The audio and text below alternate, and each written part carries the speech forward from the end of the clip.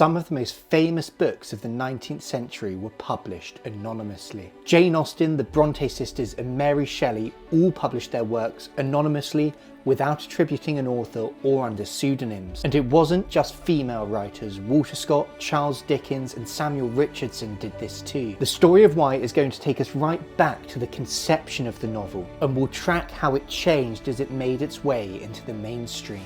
In this video we're going to look at why some of the writers you know and love didn't attach their names to their work. We're going to focus on novels here, where this practice was most common, and we'll start by looking at anonymous publications of the late 18th and early 19th century. Next, we'll look at writers who instead chose to hide their identity by publishing under pseudonyms. And finally, we'll see what changed over this period to get us to the point where almost everyone published under their own name, and novelists could become the most famous people on the planet. So let's look first at anonymous publications of the 18th and 19th century. Did most people publish anonymously, or was it only a few? Between 1770 and 1819, 3,374 novels were published for the first time, and out of these, 2,045 of them, nearly 2/3 were published anonymously, which is to say that when you look at the title page of those novels, there is no author's name stated. And if we instead only look to the mid to late 18th century,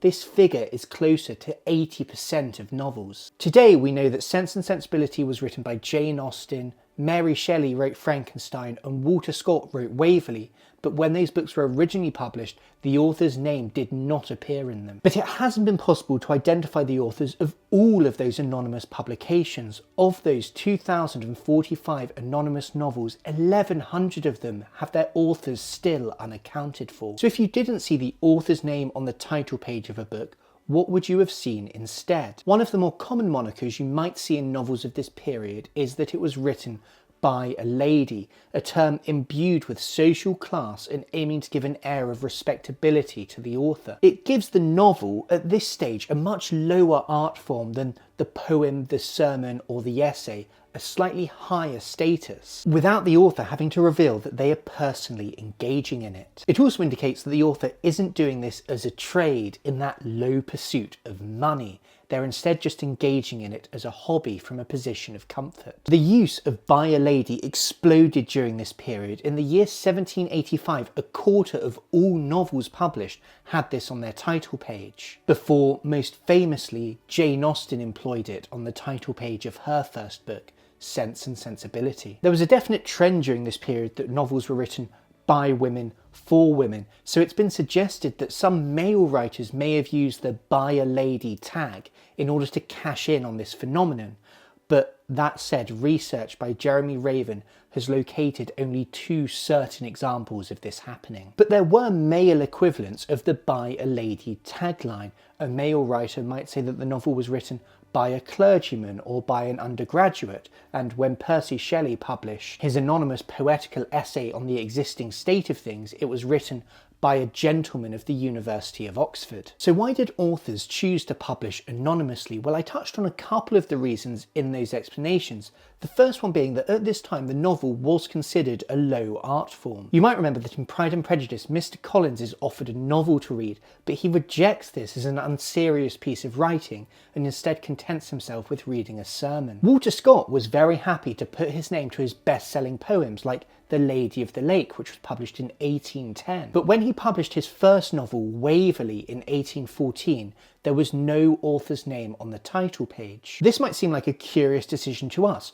Surely he would want to use his existing fame to sell more copies of the book, but he didn't, and all the novels that came after Waverley were just advertised as by the author of Waverley. There are also gender dynamics at play here. It wouldn't have been seen as respectable for a woman to lower herself to writing a book for financial gain, nor would it have been without comment for a man to engage in this predominantly female art form. So at this stage then, it is both male and female authors that are hiding their identity by publishing anonymously. Virginia Woolf famously wrote that for most of history, anonymous was often a woman, but we can see here that this wasn't the case. In fact, in the year Frankenstein was published, 1818, 3/4 of the anonymous novels published that year were written by men. So anonymous can't be seen as defaultly a woman, but rather the default position of the author of any novel. But as we move through the 19th century, a divide starts to appear as the novel becomes more mainstream. This graph shows the rise of female authorship through the 18th into the 19th century, and you can see that by the end, the 1810s, there are more female authors than male. You might think that this progression and safety in numbers would lead to literary celebrity to female authors who could begin to shed the cloak of anonymity. But instead, we see Walter Scott beginning to put his name to his work, Charles Dickens, who published his first book under a pseudonym, rise to a dizzying height of fame, equaling and then surpassing that of his great contemporary William Makepeace Thackeray. The novel was no longer a marginalised art form that people were embarrassed to be a part of. It could bring you fame and fortune, but fame and fortune isn't handed out equally, and it didn't bring it to a trio of the greatest writers of their age. They didn't publish their work anonymously, nor under their own names. They used male pseudonyms. The Bronte sisters, Charlotte, Emily and Anne Bronte, chose not to publish their work under their own names but under the pseudonyms Currer, Ellis and Acton Bell. The siblings took this as a joint decision because the first book they ever published was a volume of poems with contributions by all of them. You can see on the title page here it says Poems by Currer, Ellis and Acton Bell, and then when they came to publish their novels independently, they maintained these pseudonyms. Pseudonymous publishing wasn't popular in the 18th century. Where you see it there, it's usually part of the fictional construct of the novel, like the fact that Gulliver's Travels is written by Lemuel Gulliver, or that the Castle of Otranto is translated by William Marshall. And interestingly, in the 18th century, where female writers did make the choice to publish under pseudonyms, they used female names, like Emma de Lisle for Emma Parker, Rosa Matilda for Charlotte Dacre, and Anne of Swansea for Anne Hatton. And again, in this period, there are more men writing under pseudonyms than women. But by the Brontes' day, things are different. In 1836, 11 years before she published Jane Eyre, Charlotte Bronte wrote to the famous poet Robert Southey.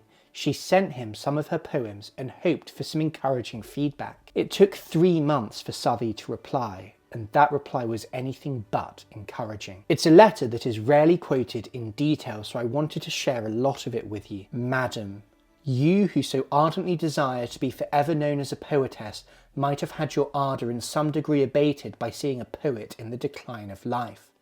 You evidently possess in no unconsiderable degree what Wordsworth calls the faculty of verse, but the daydreams in which you habitually indulge are likely to induce a distempered state of mind. Literature cannot be the business of a woman's life, and it ought not to be.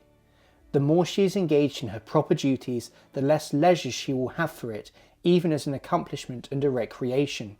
To those duties you have not yet been called, and when you are, you will be even less eager for celebrity. It's an extraordinary letter, and you can only imagine how Charlotte Bronte would have felt reading it as a 21-year-old dreaming of the writer's life. And with that introduction to the literary scene, it's little wonder that the Bronte sisters decided to publish under male pseudonyms. After Emily and Anne died, Charlotte helped produce a new edition of Wuthering Heights and Agnes Grey, and at the start of this book, she added a biographical notice of Ellis and Acton Bell. Here she gives some of the history of their writings, and she also explains why they decided to use male pseudonyms. Averse to personal publicity, we veiled our own names under those of Currer, Ellis and Acton Bell, the ambiguous choice being dictated by a sort of conscientious scruple at assuming Christian names positively masculine, while we did not like to declare ourselves women because, without at that time suspecting that our mode of writing and thinking was not what is called feminine, we had a vague impression that authoresses are liable to be looked on with prejudice. We had noticed how critics sometimes use for their chastisement the weapon of personality, and for their reward of flattery, which is not true praise. Here Bronte admits, though she doesn't say as much, that the 19th century female novelist cannot win. If she reveals herself as a woman, she will be judged with prejudice. If she seeks true praise and hides her identity, then her career won't get that celebrity that can give it its lifeblood. Charlotte Bronte died 5 years later at the age of 38, and though she had produced in her career the sort of work that she told Robert Southey about, that of a poetess that will be forever known, she died in relative obscurity. So was it possible in the 19th century for the female author to become a well-regarded and successful novelist? Elizabeth Gaskell published several novels under her own name, and incidentally she also wrote the first biography of Charlotte Bronte. But I want to move us a little further down the 19th century here and look at the career of someone who began writing under a pseudonym, achieved great fame, but had questions of authorship throughout her career. Mary Ann Evans' first book is called Scenes of a Clerical Life. It's a collection of stories that was originally published anonymously in Blackwood's magazine in 1857. But when it came to publishing that work in book form, Evans didn't continue with the anonymous publication and instead chose a pseudonym, writing to Blackwood, "Whatever may be the success of my stories, I shall be resolute in preserving my incognito, and accordingly I subscribe myself, best and most sympathising of editors, yours very truly, George Eliot." Speculation was rife as to who George Eliot actually was, and most people who guessed that it was a male author. There was even one Warwickshire baker called Joseph Liggins who went around claiming to be the author of Adam Bede. This became a big story, and both Evans and her publisher had to write to the Times to declare that Liggins was not the real author. But the stories in that first book, Scenes of Clerical Life, did make their way to a more perceptive reader, to the desk of Charles Dickens. He immediately knew that they couldn't have been written by someone called Joseph Liggins because they were written by a woman. Fascinated, Dickens wrote a letter to George Eliot via the publisher Blackwood. "My dear sir, I have observed what seem to me to be such womanly touches in these moving fictions that the assurance on the title page is insufficient to satisfy me even now. If they originated with no woman, I believe that no man ever before had the art of making himself mentally so like a woman since the world began." Amid all this controversy and speculations, Evans kept writing. And after the success of her novel Adam Bede, her publisher Blackwood suggested that she could shed the pseudonym and come out and reveal her true identity. But for Evans, the pseudonym wasn't forced upon her like it was the Brontes or other earlier writers that felt they needed to use it or were forced into anonymity out of social form. Instead, for Evans, the pseudonym was and remained a powerful and empowering choice. Just as powerful as when she first declared it to her publisher by saying, "Whatever may be the success of my stories, I shall be resolute in preserving my incognito, having observed that a nom de plume secures all the advantages without the disagreeables of reputation." Thanks so much for watching this video. Please subscribe if you want more videos about book history like this and rare books, which is what I deal in for a living, and I'll see you down in the comments section.